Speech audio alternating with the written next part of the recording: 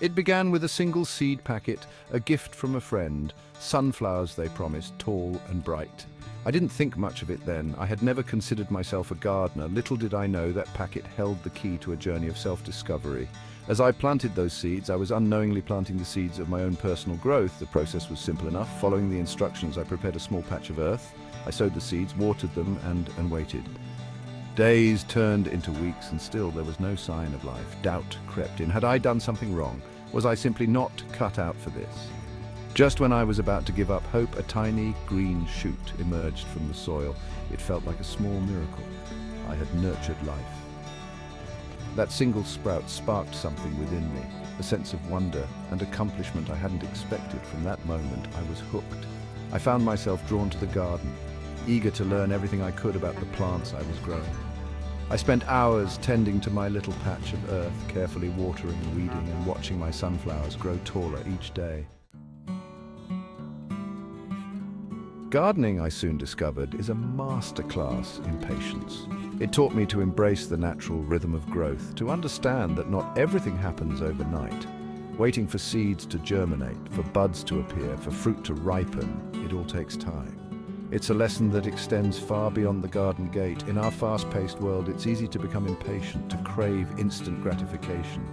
But gardening reminds us that some things simply can't be rushed.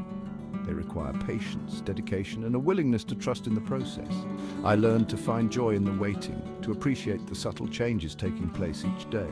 The slow unfurling of a leaf, the gradual ripening of a tomato, the steady climb of a beanstalk towards the sun. These became quiet victories, reminders that good things come to those who wait.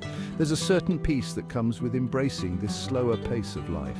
It allows for reflection, for observation, for a deeper connection with the natural world.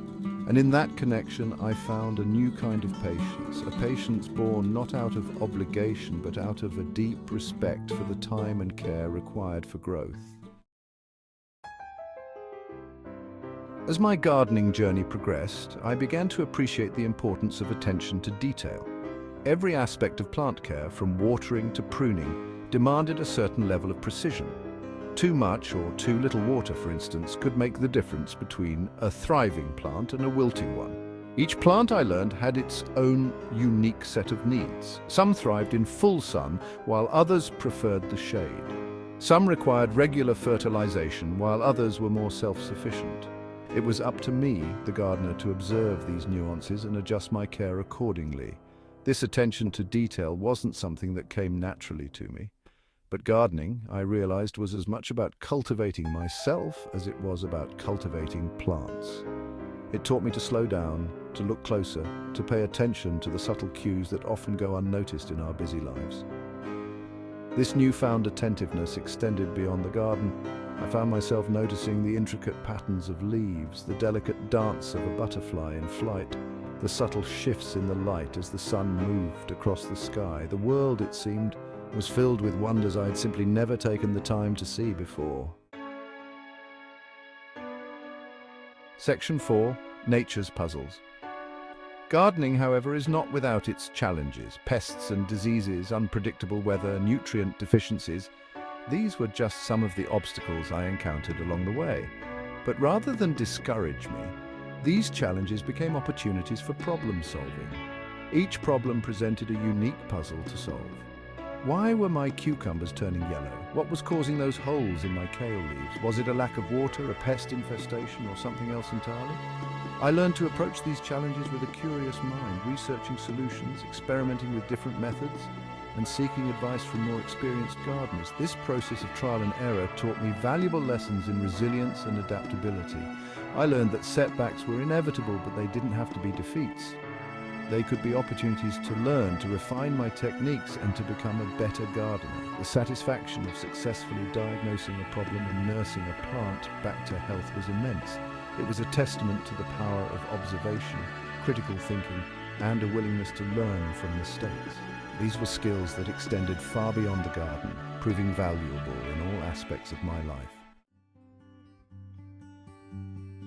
Section 5. Commitment to growth.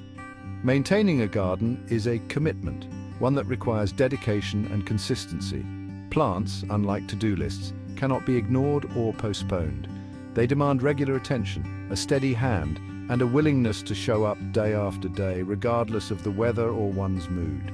This commitment to my garden became a commitment to myself, a promise to prioritize my well-being and personal growth. It taught me the importance of discipline, of showing up even when I didn't feel like it, of finding satisfaction in the process as much as the results.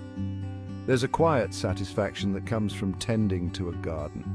Each weed pulled, each seed sown, each plant watered is a small act of care, a demonstration of dedication. And as the garden flourishes under my care, so too does my sense of accomplishment. This commitment to growth, I realized, extended to all areas of my life. Just as I nurtured my plants, I began to nurture my own personal development, setting goals, challenging myself, and celebrating small victories along the way. Section 6. The strength of the earth. Gardening is not for the faint of heart. It's physical work demanding strength, stamina, and a willingness to get one's hands dirty. Digging, planting, weeding, hauling water. These are tasks that engage the entire body, building muscle and increasing endurance. I never considered myself particularly strong or athletic, but as I spent more time in the garden, I could feel my body growing stronger, more capable. The aches and pains that once accompanied physical exertion gradually faded, replaced by a newfound sense of vitality and resilience. There's a certain primal satisfaction that comes from working the earth, from feeling the weight of the soil in your hands, from using your body to nurture life. It's a connection that runs deep, a reminder of our intrinsic link to the natural world. This newfound physical strength translated into other areas of my life. I had more energy, more stamina, and a greater appreciation for the capabilities of my own body. The garden, it seemed, was not only nourishing my soul, but also strengthening my body.